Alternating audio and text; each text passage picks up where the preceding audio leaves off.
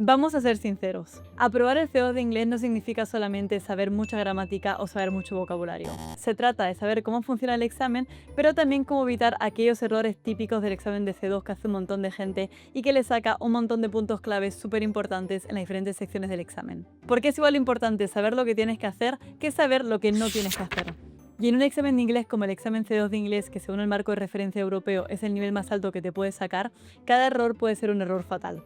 Yo me lo saqué con 17 años sin tener padres ingleses ni ir a un colegio bilingüe, no porque haya hecho muchos exámenes, que obviamente tienes que practicarlo, sino también porque empecé a pulir todos aquellos errores que yo veía que tenía en las diferentes secciones. De hecho, cuando empecé a identificarlos y empecé a corregirlos, me di cuenta que avanzaba mucho más rápido. Y hoy te quiero compartir los errores más típicos que he hecho yo y que hace un montón de gente que se quiere sacar el C2, dividido en las diferentes secciones: speaking, reading, writing y listening. Y vamos a empezar por la parte que pone más nerviosa a un montón de personas, y es la parte del speaking. Vale, como contexto, después de sacarme el C2 viví un montón de años en el extranjero y de hecho sigo viviendo en el extranjero. Estudié un máster completo en Nueva York, en Manhattan, sobre comunicación, viví en Bruselas y ahora estoy emprendiendo desde París. Y después de tantos años usando el inglés todos los días, me he dado cuenta de un error que hacen muchísimas personas en el speaking del C2, ya que mucha gente se piensa que el tener un nivel de inglés elevado significa que tienen que tener una floritura a la hora de hablar, tienen que hacer frases súper complejas y súper llenas para realmente demostrar el nivel que tienen. Y las personas que yo conozco con mejor nivel de inglés, que no son nativas, o sea que no han nacido en un mundo angloparlante, son aquellas personas que saben decir lo que tienen que decir de forma natural y usando palabras complejas en los momentos específicos. Y hay gente que cuando llega al speaking intenta realmente demostrar todo el inglés que tienen y al final no están demostrando tener un buen inglés porque no saben adaptarlo al contexto adecuado. Y puede sonar muy artificial por intentar usar un vocabulario muy rebuscado para el speaking, que a lo mejor, ojo, funciona en el writing, pero no en el speaking, y que hace que suene muy poco natural. Imagínate, por ejemplo, que yo estoy en el speaking con una persona y estamos hablando de algún problema global que está pasando, y de repente le suelto lo siguiente: The ramifications of such an undertaking are manifold and must be taken into serious account. La otra persona se quedaría patidifusa porque esto es algo que en el writing puede quedar bien, pero que hablando es que no encaja. O sea, estaría demostrando que no tengo un inglés bueno porque no sé adaptarlo a la situación social. Ahora, es difícil no encontrar el equilibrio entre querer demostrar tener un buen inglés, pero a la vez intentar hacerlo hiper mega formal. Entonces, si quieres decir la misma frase de una manera más natural, podrías decir: This could have a number of consequences that need to be carefully taken into account. Ahora, vamos a hablar de la pronunciación. Como has escuchado, mi inglés pronunciado no es 100% perfecto, que no te das cuenta que soy española. Eso no importa. Lo importante es que aunque ellos sepan que tú vas a tener un poco de acento porque es normal y es natural, que no te equivoques en pronunciar palabras que haga que sea difícil el entenderte. Porque la pronunciación incorrecta en palabras específicas te puede restar puntos. Por ejemplo, no es lo mismo decir 13 que 30. O, por ejemplo, hay palabras que nosotros en el español cuando hablamos inglés las solemos pronunciar más. Por ejemplo, esta palabra de aquí. Hay gente que la pronuncia subtle y no es así, sino la palabra es subtle. Entonces, claro, a lo mejor la pronunciación en sí no es un problema, pero si la persona no te entiende, pues ya es un problema. Y otra cosa que hacemos un montón nosotros cuando hablamos inglés es que hacemos el énfasis equivocado en las palabras. Por ejemplo, esta palabra de aquí. Pronúnciala, te doy 5 segundos para que le digas en voz alta. Mucha gente dice development, porque nosotros, yo creo que el español estamos acostumbrados a decir desarrollo, development, pero en realidad es development. Y como esas hay un montón. Por ejemplo, católico. Una persona en español puede decir católico, catholic, ¿no? Pues no, es Catholic. Entonces mucho cuidado en el énfasis de las palabras porque puede hacer que las personas no se entiendan. Otra cosa que te puede pasar en el speaking es que de repente estés ignorando todas las señales del instructor porque estás tan nervioso, tienes tantas cosas que decir que lo quieres decir todo. Imagínate que estás en el examen, estás hablando con el instructor y de repente te dice: Oh, that's very interesting, but what about the economic impact? Vale, eso es muy interesante, pero ¿qué pasa con la parte del impacto económico? Si tú de repente sigues soltándole lo suyo, si no intentas adaptarte a la pregunta que te está haciendo, va a parecer que no sabes tener una conversación y eso te va a restar puntos. Así que tranquilidad. Y otro error muy importante que hace mucha gente en el speaking es que no están fomentando hablar con la otra persona. Es decir, estás como que tú hablando con el instructor, quieres quedar genial, pero te olvidas que tienes una conversación. Entonces, esto se convierte un poco en un show, ¿vale? Esto es un poco un show. Es decir, tú en una conversación normal no dirías: Oh, qué interesante. Ah, ¿me puedes contar más? Vaya, eso no lo había pensado.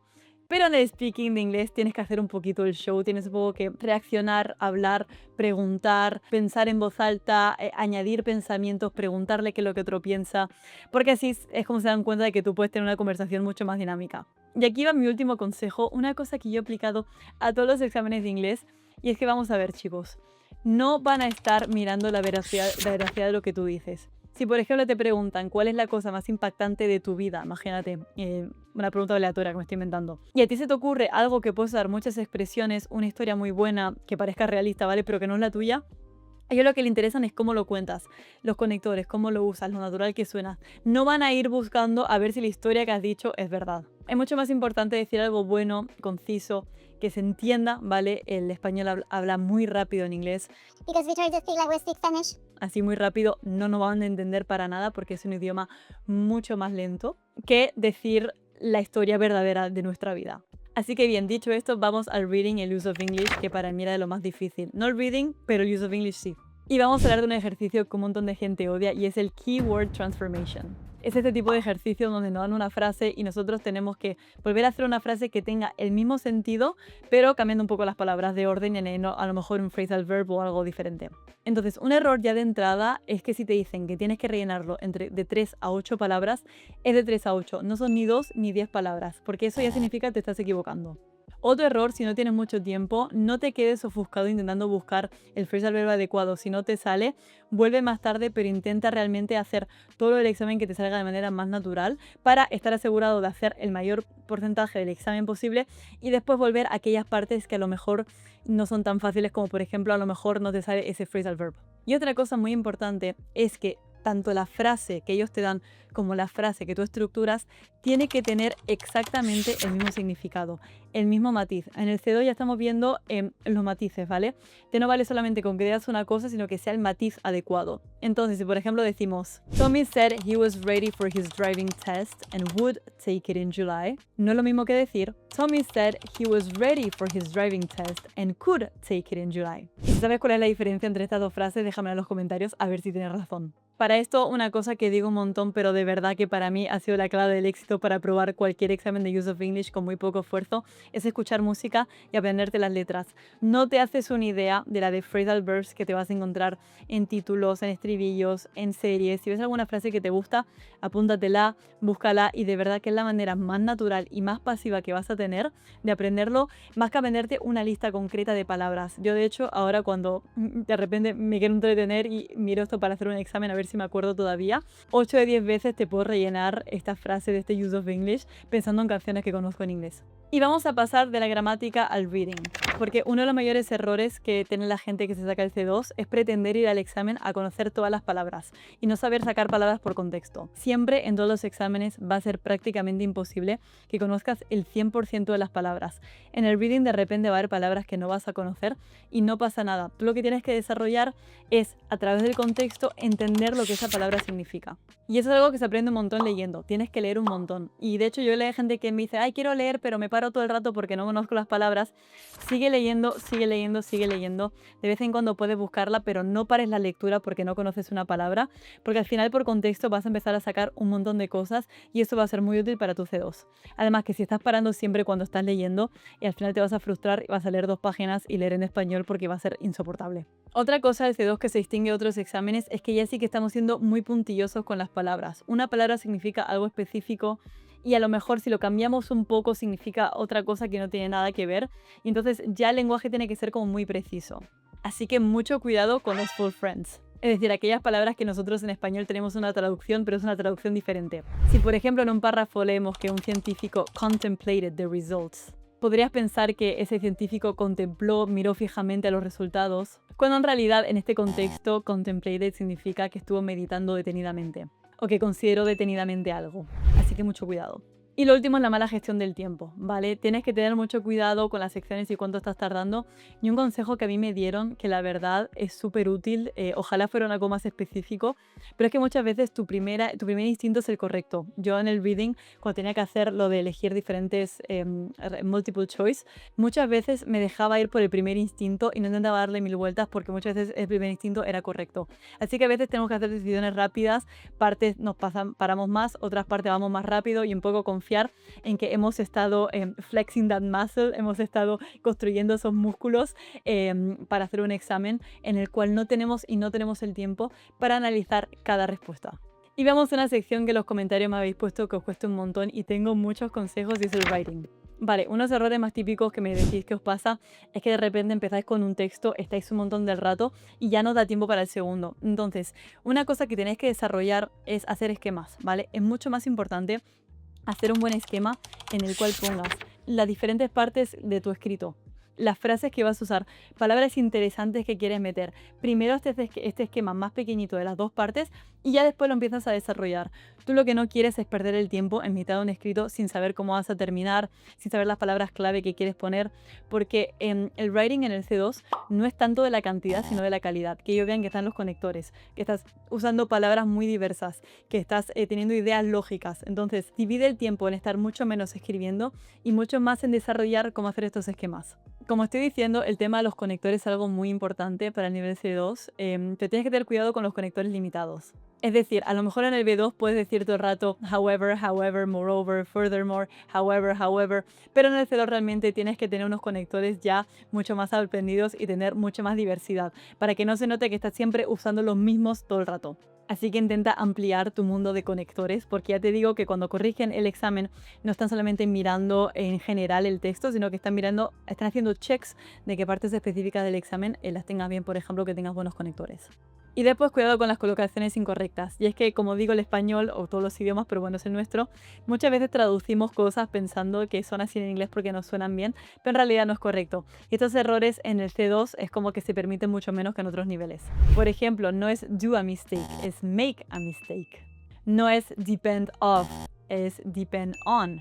Son cosas muy pequeñas, pero realmente cuando tú veas que tienes esos errores, apúntatelos y ve repasándolos semana a semana, porque son cosas que sí que van a hacer notar que a lo mejor no tienes el nivel C2. Si tenéis algún otro error típico que hace la gente, dejadlo en los comentarios, porque también hay gente de otros niveles que están viendo estos vídeos de YouTube, para que también vayan aprendiendo aquellos errores que no tienen que hacer, sobre todo estos false friends, esas palabras falsas españolas que no deberíamos traducir tal cual en inglés. Vale, todo esto está genial, pero vamos a hablar del listening en el C2, que la verdad es que puede ser un poco diferente a otros. Creo que una de las cosas más importantes en el listening del C2 es realmente entender acentos regionales, aprender acentos de todo el mundo. A lo mejor ya el acento inglés lo tenemos controlado, el acento estadounidense lo tenemos controlado, pero de repente tenemos australiano, escocés, sudafricano y perfectamente si estamos escuchando un poquito nos entendemos, pero si de repente ya es una conversación muy densa, nos cuesta un montón entender esos pequeños detalles del idioma. Imagínate, la gente que hace el examen de español le pasa igual. Ellos no solamente escuchan el español de España, sino escuchan el español de muchos países. Entonces, yo como argentina española, no es lo mismo fresa que frutilla, hay expresiones muy diferentes. Y tú en realidad hasta cierto punto tienes como que entender un poquito las diferentes expresiones de otros países. Obviamente no ser un experto en cada inglés que existe, pero sí que se te pide y se te exige que tengas una comprensión general. Entonces quizás lo que tienes que hacer es empezar a consumir contenido de estos sitios, o sea, no solamente las canciones típicas británicas o estadounidenses, que son las que escuchamos siempre, sino ponte a ver contenido en inglés de Sudáfrica, australiano, a lo mejor de Nueva Zelanda, que tiene un acento como muy fuerte, escocés, ¿vale? Para así empezar como a abrir tu registro de ingleses, porque si no lo entiendes, si te cuesta un poquito más, ya es un esfuerzo doble que tienes que hacer a la hora del listening y es un gran error en no estar repasando otro tipo de acentos de ingleses o de palabras de inglés. Y otro error muy grande con el C2 de inglés es distraerse con detalles irrelevantes. Pero bueno, esto es algo que Cambridge lo hace porque le gusta como realmente ver si te pueden atrapar y hay que intentar meter información muy relevante para que tú de repente te quedes escuchando algo y después el primer instinto para contestar sea algo equivocado. Entonces, por ejemplo, imagínate que escuchas lo siguiente. Initially we considered Paris, but ultimately we decided on Rome for the conference. Si, por ejemplo, te preguntan dónde se realizará la conferencia y tú pones París, ya has caído en su trampa, porque ellos dijeron que al principio estaban pensando en París, pero que al final van a Roma. Y esto es algo más simple, pero se puede aplicar en diferentes maneras en el listening, así que mucho cuidado con estas pequeñas trampas que ellos te ponen para ver que realmente estés entendiendo. Y si quieres conocer mi plan completo de 3 pasos para sacarte el C2 este año, aquí te dejo el vídeo. Espero que te ayude un montón y mucha suerte con el examen. ¡Un beso!